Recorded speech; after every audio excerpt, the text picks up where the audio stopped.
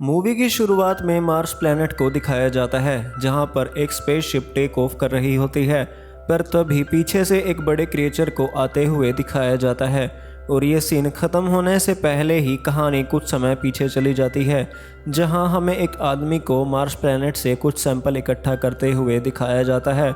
उस आदमी का नाम फिंग होता है और दूसरी ओर हमें एक लैब के अंदर एक आदमी को एक छिपकली पकड़े हुए दिखाया जाता है। उस आदमी का नाम रिचर्ड होता है और वो छिपकली उनके एक एक्सपेरिमेंट के पहले फेस को पार कर चुकी है, जिसकी वजह से वो बहुत खुश होता है। लेकिन उसी वक्त वहाँ पर एस्टेरॉयड गिरने लगते हैं, जिसे देखकर वेई फिंग अपने रोवर में बैठकर लैब की तरफ वापस दौड़ता है ताकि वो जल्द ही यहाँ से निकल पाएँ। पर धीरे धीरे तूफान बहुत बढ़ता जा रहा था और उनके लिए वहाँ बहुत ही मुश्किलें पैदा हो गई थी। उसकी टीम के बाकी मेंबर्स जो लैब में मौजूद थे वो भागकर अपने स्पेसशिप पर बैठ जाते हैं और उसे उड़ाने की तैयारी कर चुके होते हैं, पर अभी भी वेई फिंग स्पेसशिप तक नहीं पहुंचा होता, इसलिए वो अभी उड़ान नहीं भरते। इस तूफान की वजह से वेई फिंग का रोवर एक पत्थर से टकरा जाता है और स्पेसशिप से उसका कॉन्टैक्ट टूट जाता है, पर वो अभी वेई फिंग का इंतज़ार करते हैं और इसी बीच उन्हें वह एक बहुत बड़ा क्रिएचर हवा में दिखाई देता है। तभी वेई फिंग भी स्पेसशिप में पहुंच चुका होता है और वो जल्द ही टेक ऑफ कर लेते हैं, पर तभी वो बड़ा सा क्रिएचर उन पर हमला कर देता है। पर वेई फिंग उस हमले में किसी तरह बच जाता है और वो वापस उसी लैब में आकर अपने दूसरे साथियों को मैसेज भेजता है, पर तभी उस पर कोई चीज़ हमला कर देती है। तभी हमें एक बहुत बड़े से स्पेसशिप को दिखाया जाता है जो अंतरिक्ष में मार्स प्लैनेट के चारों तरफ घूम रहा था। उस स्पेसशिप में बहुत सारे एस्ट्रोनॉट मौजूद होते हैं, जिनमें से एक एस्ट्रोनॉट वेई फिंग का बेटा होता है और उसके बेटे का नाम फेंग टुंग होता है। तभी हमें धरती पर मौजूद इन सभी के कमांडर लियो को दिखाया जाता है। तभी एक बंदा इन सभी से कांटेक्ट करता है, उसका नाम फ्रैंक होता है और वो इस पूरे मिशन का डायरेक्टर होता है। फ्रैंक लियो को वेई फिंग का भेजा हुआ मैसेज दिखाता है जिसमें वेई फिंग हेल्प मांग रहा होता है। फ्रैंक लियो से कहता है कि वो उनकी मदद के लिए अपने एस्ट्रोनॉट्स को वहां पर भेजें, तो लियो उससे कहता है कि वो इस बारे में ज़रूर सोचेगा। तभी लियो के पास मौजूद एक साइंटिस्ट उसे ये करने से मना करती है। वो उसे कहती है कि अगर उनसे थोड़ी सी भी गलती हो गई तो उनके पिछले 8 साल की गई सारी मेहनत खराब हो जाएगी। पर वो वेई फिंग के भेजे हुए मैसेज को देखता है कि आखिर उन पर हमला किसने किया, पर वो अभी कुछ ध्यान से देख नहीं पाता। पर वो फैसला कर चुका था कि वो उनकी मदद करने के लिए अपनी टीम के कुछ मेंबर्स को वहां भेजेगा। तो वो उस स्पेसशिप को जो मार्स के पास होती है वो वहां कांटेक्ट करता है और एस्ट्रोनॉट्स को कहता है कि उन्हें अपना सारा काम छोड़कर मार्स पर मौजूद उनके 4 साइंटिस्ट्स को बचाने के लिए जाना होगा।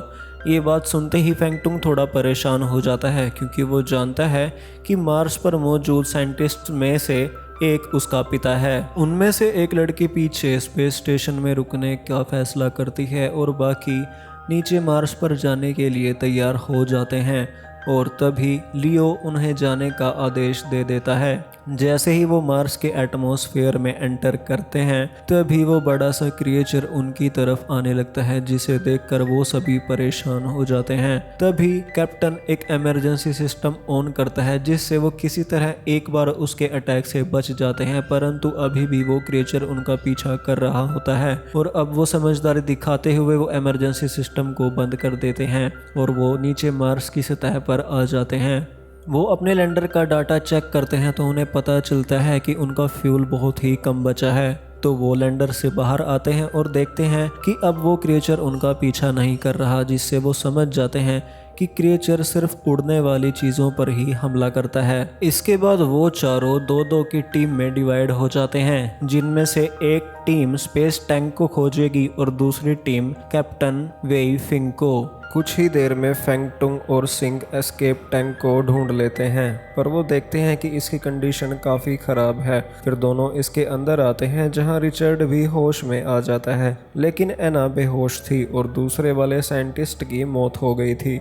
इसके बाद सिंग एना को बेस कैंप में ले जाने की बात करती है, और दूसरी तरफ कैप्टन की टीम रोवर को खोज लेते हैं, जिसके बाद कैप्टन ली सियान को बेस कैंप में जाने के लिए कहता है और खुद रोवर में बैठकर फेंग टुंग की हेल्प करने के लिए निकल जाता है। इस सब के बाद हमें दिखाया जाता है कि ये सभी एना को लेकर बेस कैंप में आ चुके हैं, जहां पर सिंह अब एना का इलाज कर रही होती है और बाकी सब बाहर आकर आपस में बात करते हैं। बाहर आकर फेंग टुंग रिचर्ड से पूछता है कि आखिर उस पर किस चीज़ ने हमला किया था, तो रिचर्ड उसे कहता है कि उसे कुछ नहीं पता। तभी अचानक पीछे से एक दरवाज़ा खुलने लगता है, तो फेंग टुंग एक कुल्हाड़ी उठाकर वहां जाता है तो वो देखता है कि वो तो ली सियान है, पर अभी भी इन सभी को वेई फिंग का कोई पता नहीं होता, इसलिए उसे ढूंढने के लिए सब लोग इधर उधर देखने लगते हैं। फेंग टुंग और ली सियान वेई फिंग को खोजते हुए प्लांट सेल के अंदर आ जाते हैं। वहां उन्हें एक अजीब सी आवाज़ आती है।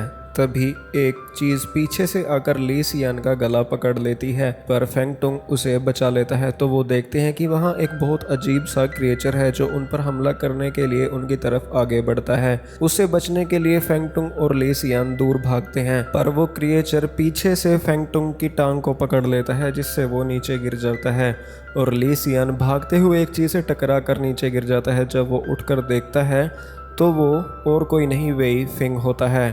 तो किसी तरह फेंग टुंग अपनी जान बचाते हुए अपने पिता के पास आता है और वो दोनों वेई फिंग को लेकर उस सेल से बाहर आ जाते हैं, पर वो क्रिएचर ली सियान पर हमला कर देता है। पर तभी ऐन वक्त पर कैप्टन वहां आ जाता है और वो क्रिएचर के अंदर एक रोड घुसा देता है, जिससे वो लगता है कि उस समय मर गया है। पर वो सभी इस बात से बहुत हैरान होते हैं कि आखिर ये अजीब सा क्रिएचर यहाँ आया तो आया कैसे।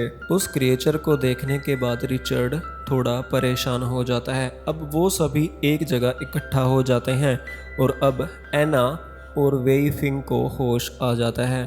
तो रिचर्ड वेई फिंग से पूछता है कि आखिर उसके साथ क्या हुआ था।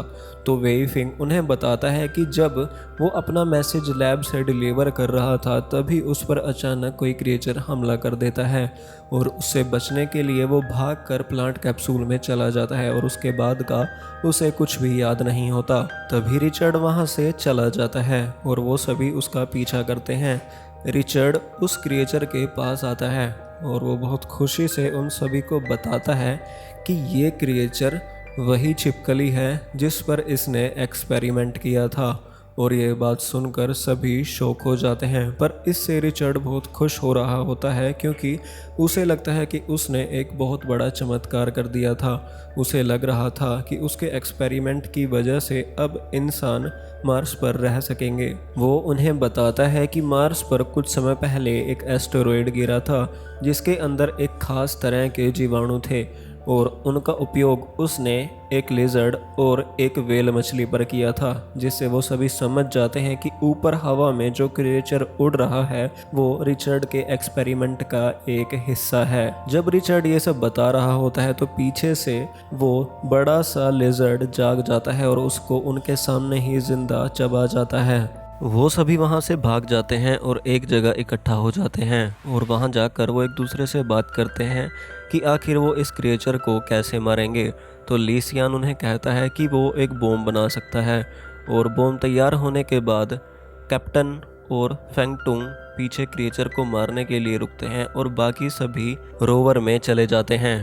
पर क्रिएचर को मारने में कैप्टन की जान चली जाती है और फेंग टुंग और बाकी की टीम रोवर में बैठकर लैंडर की ओर आगे बढ़ने लगते हैं। अब ये सब जल्द ही लैंडर के पास पहुंच जाते हैं। वहाँ हमें पता चलता है कि फेंग टुंग अपने पिता वेई फिंग से नाराज़ होता है। वो उनसे कहता है कि क्या उन्हें ज़रा भी पछतावा नहीं होता कि वो अपनी फैमिली के साथ समय नहीं बिता पाए। तभी वेई फिंग उससे पूछता है कि क्या उसे कभी उसके पिता पर गर्व हुआ है, क्योंकि वो जो भी कर रहा है वो उसके अपने फ़ायदे से कहीं बढ़कर है। वो चाहता है कि उसके आने वाले समय में इंसान आसानी से अपनी ज़िंदगी जी पाएँ। बात ख़त्म करने के बाद वो दोनों औरों के साथ लैंडर के अंदर आ जाते हैं, जहां उनका कॉन्टैक्ट उस लड़की से होता है जो ऊपर स्पेसशिप में रुकी हुई थी। वो उन्हें बताती है कि 15 मिनट के अंदर ही यहाँ एस्टेरॉयड गिर जाएगा, इसलिए उन्हें यहाँ से जल्दी ही निकलना होगा। ये बात सुनते ही वो बहुत परेशान हो जाते हैं, क्योंकि वो जानते हैं कि अगर उन्होंने टेक ऑफ किया तो ऊपर उड़ने वाला क्रिएचर उन सभी को मार देगा। तो वेई फिंग अचानक से उन्हें कहता है कि उसकी सारी रिसर्च लैब में ही रह गई है और उसे वो लेकर आनी होगी, नहीं तो उनकी की गई सारी मेहनत खराब हो जाएगी। तो वो लैब के लिए निकल पड़ता है, पर तभी फेंगटुंग देखता है कि रिसर्च के डॉक्यूमेंट्स तो लैंडर में ही मौजूद हैं। तभी वो वेईफिंग से कांटेक्ट करते हैं। तब वेईफिंग उन्हें कहता है कि उसके पास इन सभी को बचाने का रास्ता है। वो एस्केप टैंक में बैठकर उस क्रिएचर का ध्यान भटकाएगा और तब वो यहाँ से निकल सकते हैं। यह सुनते ही फेंगटुंग दुखी हो जाता है, क्योंकि वो समझ चुका था कि ऐसा करने में उसके पिता की मौत हो जाएगी, और होता भी ऐसा ही है। जब वो एस्केप टैंक को लॉन्च करता है तो क्रिएचर उसे निगल जाता है, पर इससे वो क्रिएचर भी ब्लास्ट हो जाता है। अब बाकी सब अपना लैंडर लेकर वहां से चले जाते हैं और स्पेसशिप में पहुंच जाते हैं, और कुछ ही देर बाद मार्स पर एस्टेरॉयड टकरा जाता है, जिससे अर्थ पर मौजूद साइंटिस्ट डर जाते हैं कि शायद उनकी रेस्क्यू टीम इसमें मारी गई। पर तभी वो लियो से कांटेक्ट करते हैं, जिससे कंट्रोल रूम के सभी लोग थोड़ा खुश हो जाते हैं। पर जब उन्हें पता चलता है कि कैप्टन और वेईफिंग ने उनके लिए अपनी लाइफ सेक्रीफाइस कर दी, तो वो उनके सम्मान में उनको सैल्यूट करते हैं, और इसी के साथ ये मूवी ख़त्म हो जाती है। दोस्तों, इसी तरह की और वीडियोस देखने के लिए हमारे चैनल को सब्सक्राइब करें।